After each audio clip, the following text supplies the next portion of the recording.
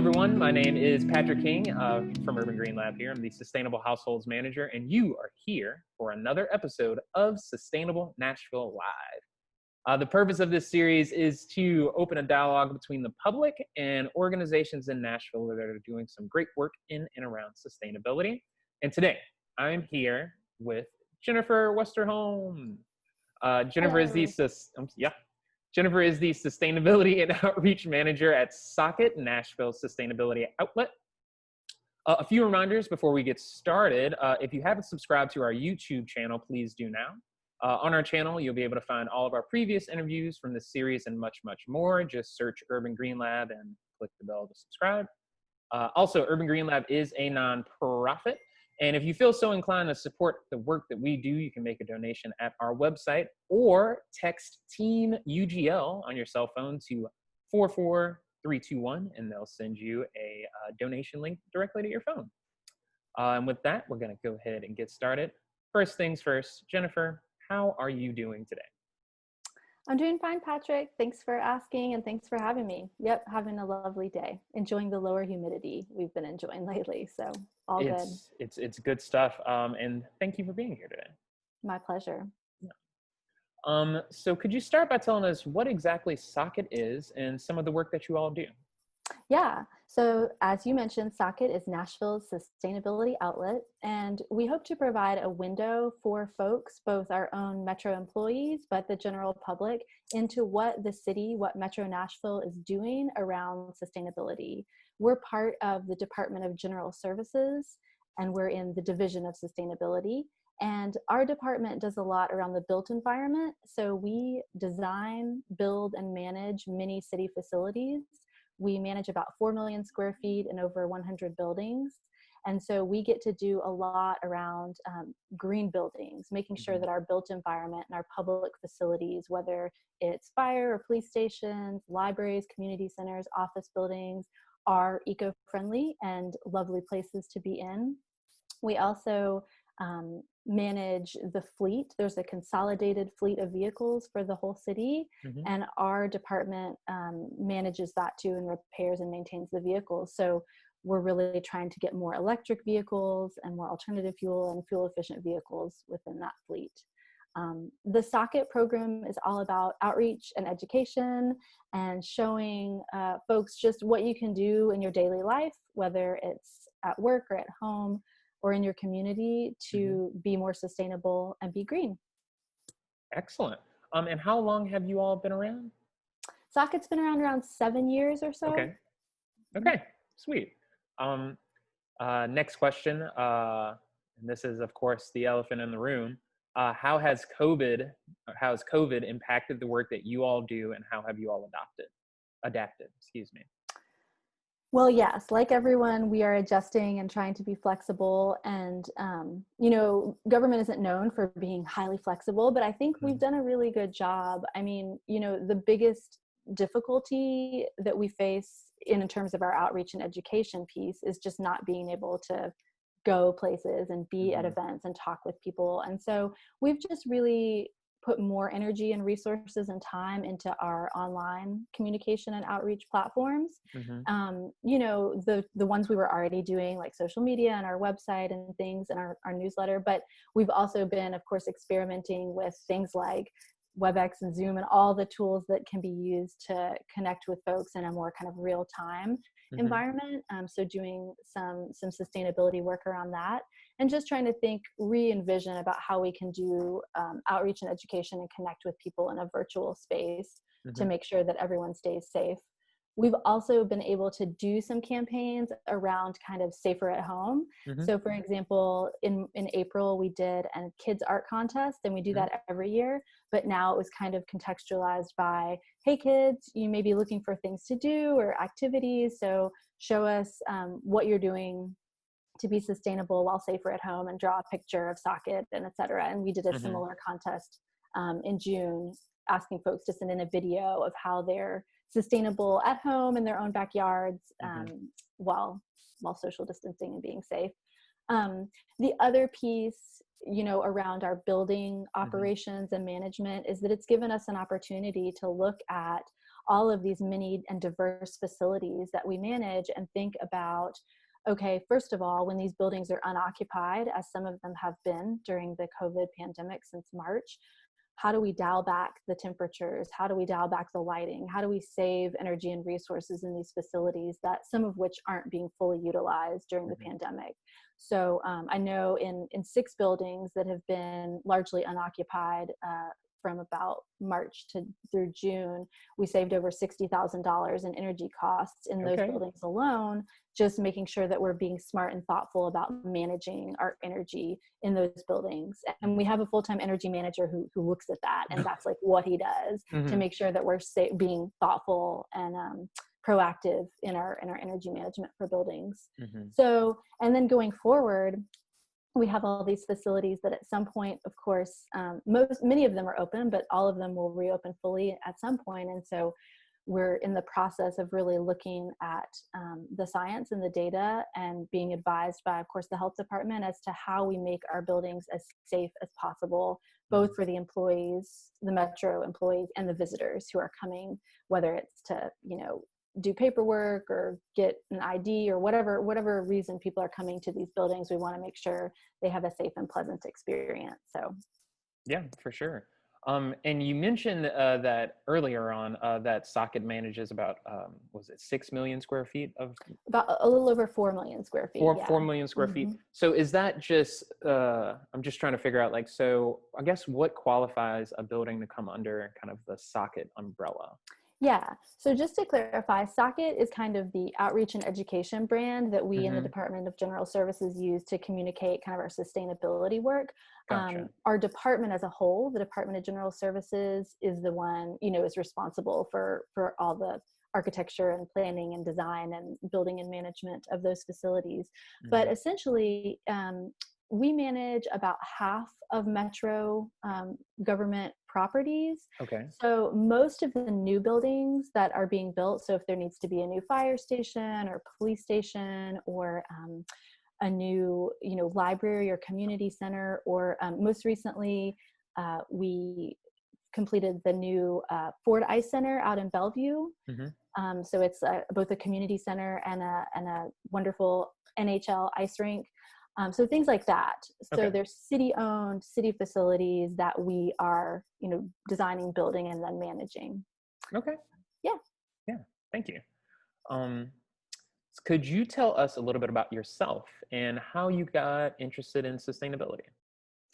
I sure will. And I want to make one adjustment to what I just said, which is actually our most recent building is Fire Station 37, also in Bellevue, which just opened a few weeks ago. Okay. But prior to that, our most recent building was the ice rink and community center. Okay. Yeah, I'd love to talk about me. I'm a Nashville native. I grew up here. My mom's from Old Hickory, Tennessee, just up the road. My dad came down here in the 70s to teach at Vandy. He retired from there as a philosophy teacher. So they met, the northern boy and the southern girl, and so happy they did.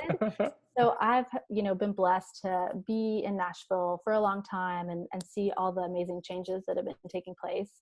And have really been interested in the environment from childhood. I was lucky enough to have parents who took me hiking and out into, the Warner Parks, as we grew up in that area of town. I grew up in that area of town. And so I was hiking and out in nature a whole lot. I went to sleepaway camp where I did hiking along the Appalachian Trail and other things. So I think just my exposure to the natural world kind of naturally gave me an affinity for it, and that sense of wanting to protect and preserve and take care of it.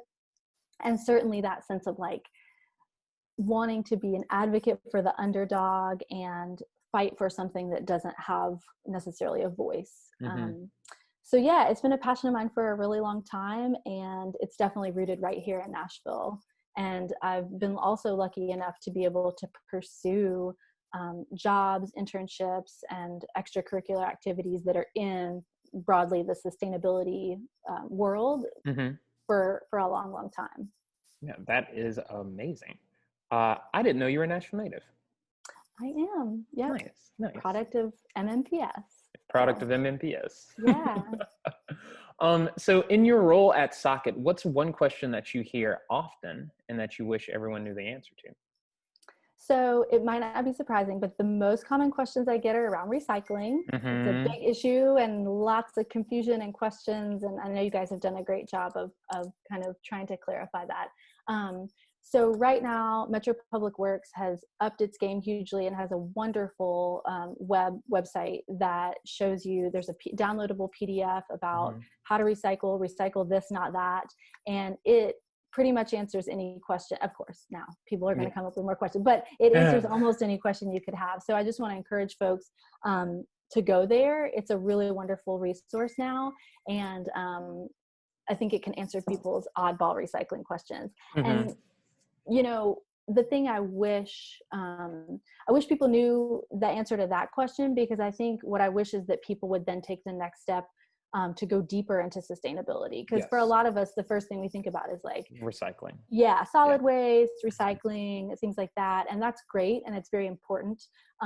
But, you know, the way we manage energy in our homes, or the way we get around the city, you know, what happens to our food waste, things like that are all incredibly impactful ways that each of us can be more sustainable. Mm-hmm. And so I love people to be like, oh, this recycling, got it down, know what to do. And now let me move on to what else I can do in my life, in my work, in my community to be green and be more sustainable. Yeah, absolutely agree with you. I feel Public Works has really done a great job over the last couple of months of just, instead of answering all these questions, simplifying it into, you can only recycle this, you can only recycle that. But you're absolutely right. Recycling typically is how people kind of get, I guess, keyed into the sustainability movement. But you know, it shouldn't just end there. There's so much more that sustainability encompasses, and there's so much more you can do in your personal life to be more sustainable aside from recycling. Yes. Yeah. And just like a couple of ideas is we talked about, and I know you guys really promote food waste. So, you know, thinking about your waste stream and how you can not throw food waste or yard waste in the trash can, but can set up home composting or drop it off at one of the Metro convenience sites. And then another really important one, impactful one, is the energy. Because I mean, the HVAC system in your home or your office or wherever you spend time is pretty much the biggest consumer of energy. So, you know, in the summer, keeping it at 78 and turning on a fan. In the winter, keeping it at 68 and putting on a sweater. So things like that have a huge impact. And so those can be some initial steps. But on the Socket website, which I know you'll be including in the chat there, we do have a lot of great resources for folks, both in the office and at home, of what you can do to be impactful in your sustainability goals. Yeah, and full disclosure, I've spent a good bit of time on that website, specifically the part on things you can do at home. Love the Socket website, and I definitely will be providing that link. Thanks. Yeah. So what is the most sustainable change Nashville has made in the last 10 years? This is a good question. So, you know, 10 years ago was the flood, and we've come a long way since then. I think it was a wake-up call in many ways about our natural systems and how they affect us.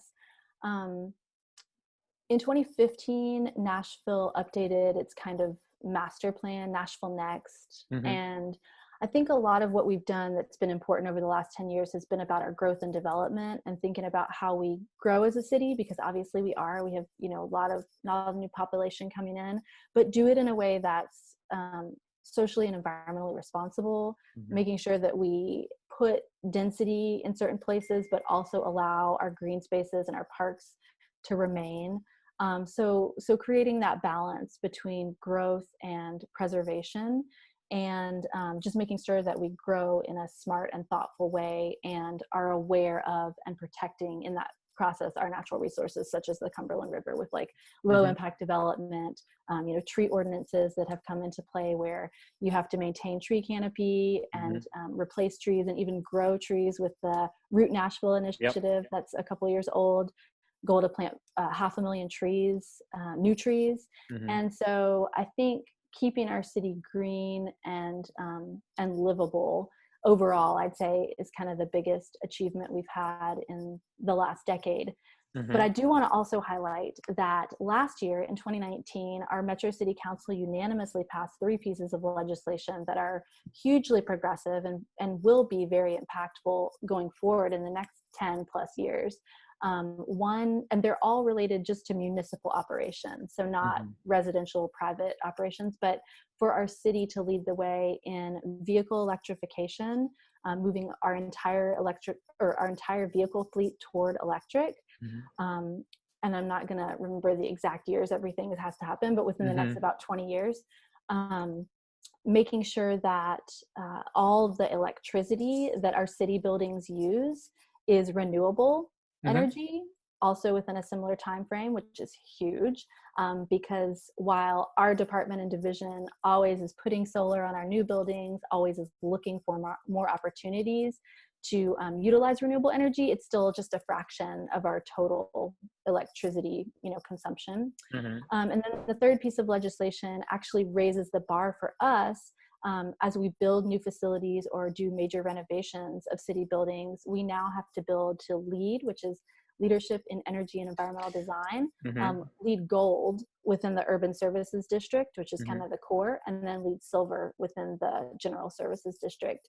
So those 3 pieces of legislation, which were actually unanimously adopted by our city council last year, are huge, important mandates that are going to make sure that our buildings, our vehicles, just continue to improve and reduce energy consumption and rely more on renewables and things like that. So very excited about those. Yeah, it's very exciting stuff. I wasn't aware of that. Yeah, you can go on our website. There's information about it. Again, I think it's under the Division of Sustainability piece on our website, and you can read those bills. But yeah, it's really, really great. I think it puts Nashville in a space of being a leader in the Southeast around some of those city mandates. So it's exciting. Yeah, for sure. It's very exciting stuff. So our next question here is, how does the work you all do at Socket differ from other initiatives from, let's say, Metro Public Works? And is there any coordination between different departments? Yes, we work closely with other Metro departments, and it's such a pleasure because we see the good sustainability work being done in other departments. And actually Public Works is a great example. And I mentioned them earlier with their wonderful recycling resources, but we do work really closely with them to promote the initiatives that they have. And they likewise are so kind to help promote the work that we do. So we do work closely. And at the same time, each department has a very different purview. So, Public Works is dealing with like roads and sidewalks and solid waste and things like that. And we're dealing kind of with city facilities and buildings, the city fleet of vehicles, providing some other administrative type services to other departments. So it's nice because we both certainly have our sort of own purviews and missions. And so we don't overlap in that, but we certainly both, and many other Metro departments too, do overlap in wanting to infuse sustainability into our operations. One program that I love is called Metro Connect. And so it's specifically designed to bring folks from different departments and divisions together and to be able to see city operations, city facilities, city programs that are sustainable and innovative through tours. So the tours are guided by city employees for city employees. And it just gives everybody an opportunity to say, oh, wow, I didn't know we had, a biosolids recovery facility and that the methane is captured and used to heat the biosolids. And then it becomes amazing, wonderful, soil amendment, whatever. So it's a great way of increasing that collaboration and understanding across departments. And we do it every fall. And that's actually one of the initiatives that I'm working on, trying to figure out, how do we make tours virtual? And how do we do this in a way that is COVID safe? But yes, we love our Metro partners. Yeah, well, it's always great to know that, departments aren't just working in silos and that there is, some, even more than just communication, some sense of camaraderie between the departments. Yep, it's good. In 2015, Nashville joined the Global Covenant of Mayors and Climate Energy to take action on climate change. Where are we in meeting our greenhouse gas emission targets? And are there any other sustainable goals that have been outlined by Metro? I know you just listed those 3 that were passed through City Council last year. Yeah, that's a great question. So you're right. So Nashville joined, and then each subsequent mayor joined, and Mayor Cooper joined the Covenant of Mayors in 2019, shortly after taking office. So he recommitted to that commitment that we have. And as part of that commitment, we not only have to do regular greenhouse gas emissions inventories, but we also have to create a climate action and adaptation plan. And so that's currently something that's being developed. The Mayor's Sustainability Advisory Committee has been working hard in a number of sector areas to pull together recommendations that will inform that document and will guide us going forward for our climate goals. But our department and division is responsible for the greenhouse gas inventory. And that's something we actually have just recently completed. It's still preliminary data, so we'll be kind of releasing it as part of this climate action plan and adaptation plan when that comes out. But to your question about meeting our goals, it's been encouraging. So what we see in looking at that preliminary data is that, so we now have 4 GHG inventories for Nashville starting in 2005. And then our most recent one, which although released now, is actually based on 2017 data, just because there's this really long lag in getting all the information. But regardless, we see a really encouraging trend, which is, 1, at the community level for the entire city, we see that per capita emissions are declining year upon year. So if you look at it, divided by the number of Nashvillians, everybody's personal sort of CO2 or equivalent or GHG emission is getting lower. So that's encouraging. And that's mostly led by the energy sector. We look at emissions in a lot of different sectors like transportation, the built environment, energy. So primarily that's in the energy sector, and some reasons for that could include like more energy efficient appliances and technologies that people are able to have. And also TVA, the Tennessee Valley Authority, has gradually improved its energy mix gradually. And so the carbon intensity of that mix is going down a little bit. And then at the city level, we see also that overall greenhouse gas emissions are going down year after year. So that's really encouraging too. So that's just looking at municipal operations. And that too is mostly driven by energy. So we still have a long way to go, and we're a growing city, but what's exciting is that we're seeing that even as we grow and we add more people to our city, our trend continues downward. So we're able to see, economic growth and progression while also seeing CO2 and other greenhouse gas emissions going down. Yeah, that's great that we are able to still grow as a city, but also still bring down like our greenhouse gas footprint. Yeah. And are there any other goals that have been outlined by Metro aside from the climate action plan I'm sorry, I'm gonna butcher it. But you just mentioned it. But aside from that, are there any other goals that have been outlined by the city to curb its? Yeah. So late last year, the mayor came up with, or the mayor's office put out a several point plan around sustainability.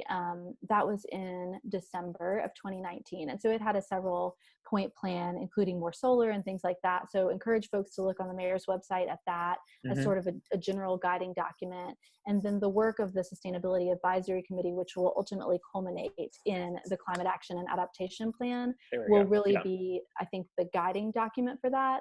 But yeah, I mean, there's a lot. And, like to your question earlier about different departments, like the Department of Public Works has a long range zero waste master plan around how to reduce solid waste. There's a plan to play, and that governs kind of green space and parks development and things like that. The mayor's office last week just announced its initial thoughts on a new transportation transit plan for the city. So there's certainly a lot of other initiatives going on, and folks are working collaboratively, but also kind of in their individual spaces of expertise. So yeah, gotcha. Thank you. Got 2 more questions for you. Okay. The first one, or I guess the second to last one, is Urban Green Lab has recently launched a campaign called #FindYourLab, which encourages everyone to explore sustainable living and create a lab of learning in their own life. Can you tell us what you are currently working on to live more sustainably? Yes, I've seen that campaign and I think it's great.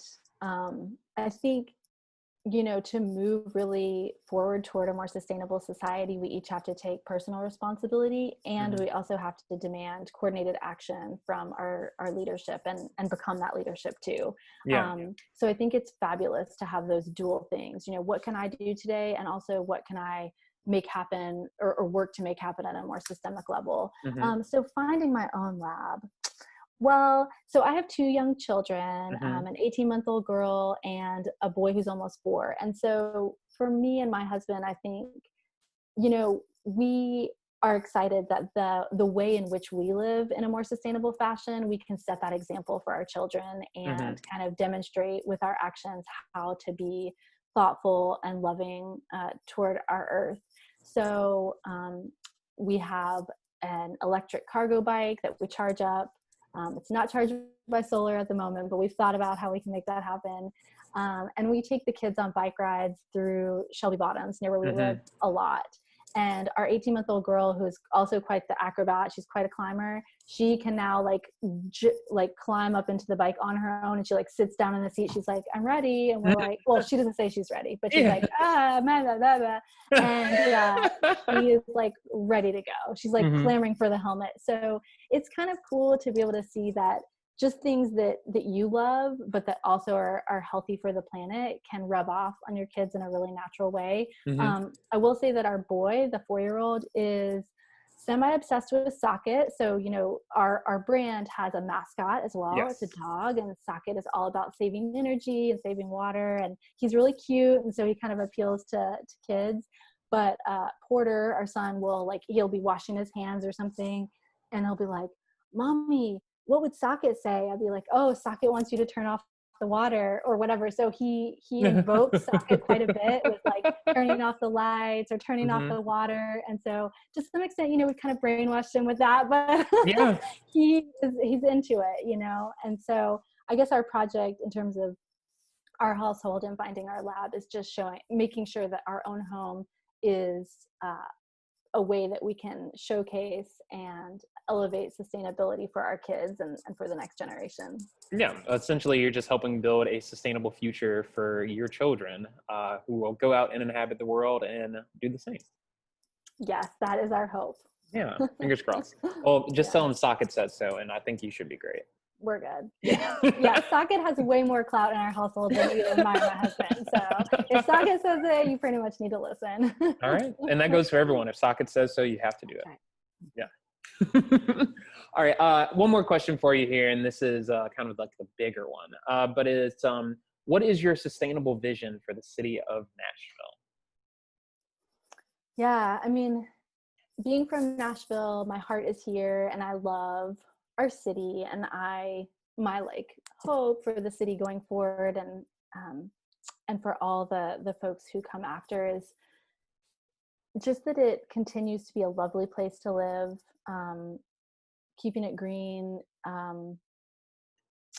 I think overall, what I would love to see is just a culture of sustainability here, because, Hmm. I've lived in other places in the country where people are more aware Hmm. of what their impact is on natural systems and on each other. And I don't necessarily think we have that innate awareness here yet. And Hmm. so I'm hoping that the work that I'm doing, that Urban Green Lab is doing, that the rest of the nonprofit and public sector community is doing around this can just help infuse that sense of, we're all connected to each other, and we're all, inextricably connected to our planet. And so thinking about the way we live here, preserving it, and making it even a better and a healthier and a more sustainable environment for all of us is really what I would like to see. So it's a culture change and Yeah. just an awareness in the future where we all are like, "Oh yeah, I mean, of course I compost, and like, Yeah. of course I bike whenever I can, and of course I hold my elected officials accountable for putting into place strict climate, Yeah. regulations and things like that." So just making it more of a way of life for us here in Nashville. Yeah. Yeah, for sure. I might take that one as my sustainable vision for Nashville as well. So I hope you don't mind if you share It that can with be a me. shared vision. I would love Okay. that. I think the more of us that share that vision, the more likely it is that that vision will actually be realized. So I would Yeah. love that, Patrick. That would be wonderful. All right. Yeah. And combining that with doing what Socket says, if everyone in the city, or at least 50% of us in the city, can embody those two things, we'll be well on our way to being a sustainable city. I think that's right. Yep. Yeah. All right. Well, Jennifer, thank you so much. If viewers have any additional questions or want to get in touch with you, what's the best way about going about doing that? Yes, I would love to receive any feedback or questions. If folks want more information or want to be involved, they can go to the Socket website, and that's socket.nashville.gov. Mhm. I am also would love to hear personally from folks. My email is jennifer.westerholm@nashville.gov. So yeah, please be in touch. Let us know how we can make our resources more responsive, more helpful for you. What do you want to know about? Are there specific topics that you're interested in? We're always looking for feedback and engagement from the public. So we're here for you. We're part of your government. Mhm. And so we want to be, responsive and helpful to you. So we'd love to hear from anyone. Excellent and amazing to hear. And before we go, are there any events or anything like that you'd like to plug? Sadly, the events are few and far between right now. Yeah. Yeah, I think, we have some we just this week released our most recent newsletter. And so Mhm. we have a lot of great resources around Fire Station 37 in Bellevue and all of its sustainability features, some videos. So just a lot of great content on really the work that we're doing as a city to be green and sustainable and be good stewards. So I would just encourage people as a takeaway to visit the Socket website, dive in, see what resources that you enjoy, and then be in touch with us. You can also, of course, we'd love to have you follow us on social media. We're on Mhm. Facebook, Twitter, and Instagram. So love folks to engage in that way too. Yeah. And as always, I'll be providing those links so everybody can immediately subscribe there. And that's all I have for you this week. Jennifer, thank you so much for joining us today. Yes, thank you so much, Patrick. It's been my pleasure, and go Urban Green Lab. Thank you, ma'am. Next week, we will be interviewing Laura Zapata of Clear Loop. If you have any questions for Laura or a recommendation on an organization you would like to learn more about, feel free to email me. My email address rather, is patrick@urbangreenlab.org. And before you go, make sure you sign up for our newsletter so you can stay up to date on the latest UGL news. You can sign up directly on our website or directly under our profile picture on Facebook. That's all I have for everyone today. And until next time, remember to live sustainably.